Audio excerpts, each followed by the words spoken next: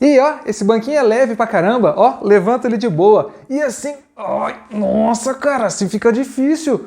Ué, mas não mudou o peso do banquinho? O que tá acontecendo, será? Nós vamos falar sobre o giro, que também vai ser chamado de momento de uma força ou torque, que significa a intensidade, a quantidade de giro que uma força consegue provocar. Agora, quando eu tô com o meu banquinho aqui, o meu braço aqui paradinho, o que acontece é uma translação. Eu só subo o banquinho.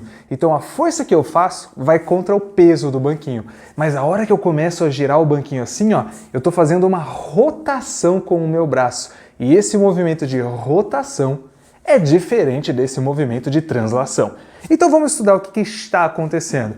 Primeira coisa, se eu colocasse o meu banquinho sei lá, numa madeira assim, ó, e deixasse ele mais longe ainda, você acha que ficaria mais fácil ou mais difícil? Faz o teste aqui, ó, faz o teste aqui. Pega alguma coisa aí na sua casa e coloca ele assim. Ó, pega a sua mochila e prende ela aqui no cotovelo. Você vai fazer uma força para segurar. Aí você pega a sua mochila e coloca lá na mão assim. Você vai fazer uma outra força para você segurar.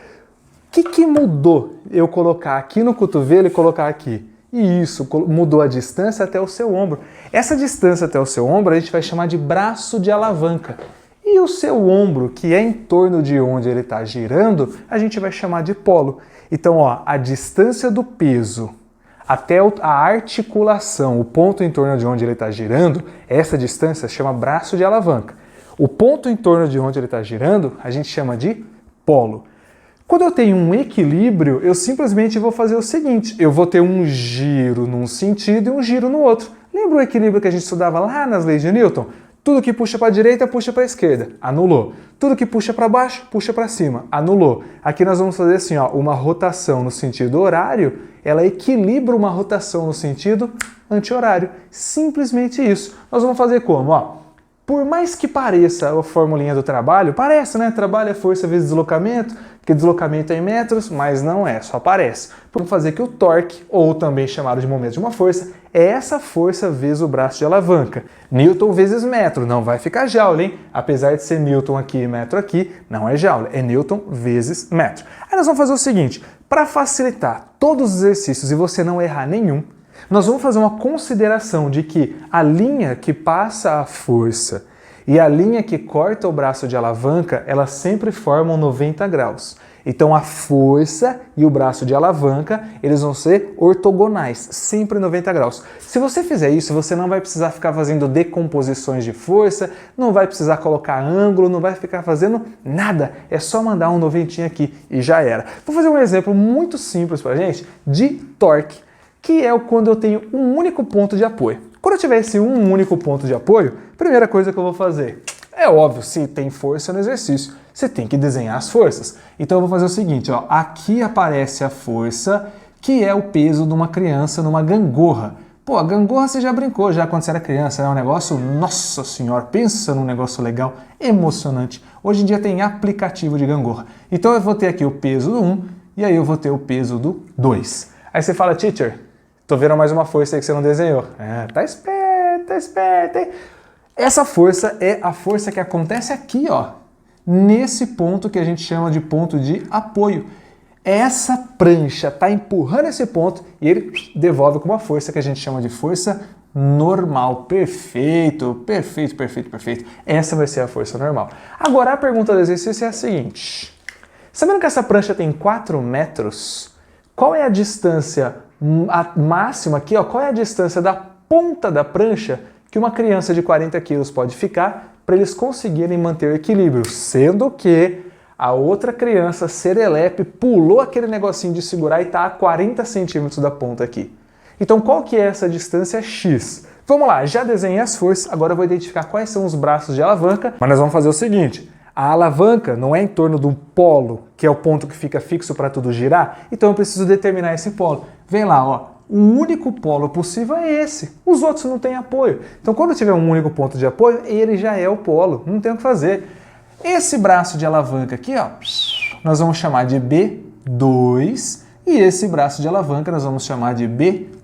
Olha lá, o braço de alavanca está na horizontal, a força na vertical, formou 90 graus, já era, esquece ângulo. E aí, tudo que eu tenho que fazer é identificar o giro. Esse peso aqui, ele faz com que a gangorra gire assim, ó. Vai ter esse movimento de rotação, que é um movimento de rotação no sentido anti-horário. Se eu pegar esse aqui, ó, ele está preso aqui nesse dedo, então ele vai girar assim. Então o sentido de rotação vai ser no sentido horário.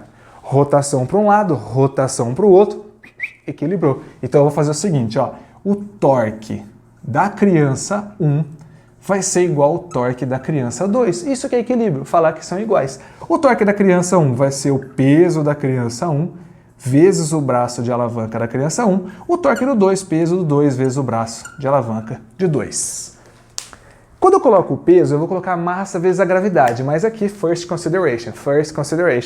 Quando eu faço o peso, é massa vezes a gravidade. Como eu estou fazendo uma coisa igual a outra, se eu colocar G aqui e G aqui, eu vou cortar. Manjou? Se eu colocar metro aqui, eu corto metro. Se eu colocar centímetro aqui, eu corto centímetro. Então você pode usar qualquer unidade diferente do metro, desde que você use dos dois lados, porque você vai cortar. Você não precisa colocar a força aqui, você pode colocar a massa, porque você vai cortar. Mas presta muita atenção para o exercício. Ele pode ser malandrão, te dar a massa de um negócio e o peso do outro. Opa, aí tem 10 de diferença que é a gravidade. Então eu vou colocar só a massa, imaginando que a gravidade eu vou cortar. Então segura na cadeira aí na mesa, porque eu vou cortar a gravidade agora. Vai que você começa a flutuar, né? Então vai ficar 40 vezes o B1, que eu não sei quanto vale, e ali vou ter 45 vezes o B2, que vale 0,4, você falou? Oxe, não, né? Você falou 0,6, eu ouvi daqui. Ó, minha orelha que grande. 4. A barra fica exatamente no meio, 2, então daqui aqui é 2. Se eu tirar esses 40 centímetros, sobra 1,6 metro. Quer colocar 160 centímetros? Pode pôr. Quer pôr 1,6 metro? Pode pôr. Mas saiba que se pôr metro aqui, a resposta é em metro aqui. Se pôr em centímetro aqui, a resposta é em centímetro aqui. Simplão, né? Isso aí a gente já tirou de letra. Então vai lá. O B1 vai ficar 45 vezes 1,6. Eu tô ligado que você tá doidinha para fazer essa conta, mas não faça 45 vezes 1,6. Olha aqui, ó. Simplification por 5 vai dar 9 por 8. Show? 9 por 8. Se eu simplificar aqui, 8 vai dar 1, aqui vai dar 0,2. Ô, zigotinho, 9 vezes 0,2 é 1,8. Legal? Aí, não vai cair na pegadinha do malandro. Ô meu, nem sempre o resultado que você chegou é a resposta da pergunta do exercício. Eu cheguei que o braço de alavanca é 1,8? Cheguei. Tá certo. Mas a alternativa 1,8 não tá certa. Porque ele perguntou qual que é a distância até a ponta. Se eu sei que do meio para cá eu tenho 2 metros, que é metade da barra, e o braço vale 1,8, quanto vale esse xzinho aqui? Exatos, meninos, menina. O x, que é a resposta do exercício, vai valer 20 centímetros. Então toma muito cuidado com isso, que é a resposta nem sempre é a conta que você achou. Ainda às vezes falta dar uma manipuladinha aí. Legal? Esse é o exercício mais simples possível que pode cair de torque, mas agora eu vou e vai aparecer aqui do nada um exercício mais embaçado. Aí nós vamos usar ao mesmo tempo o equilíbrio de rotação e o equilíbrio de translação. Duvida? Pega um copo d'água aí, volta lá.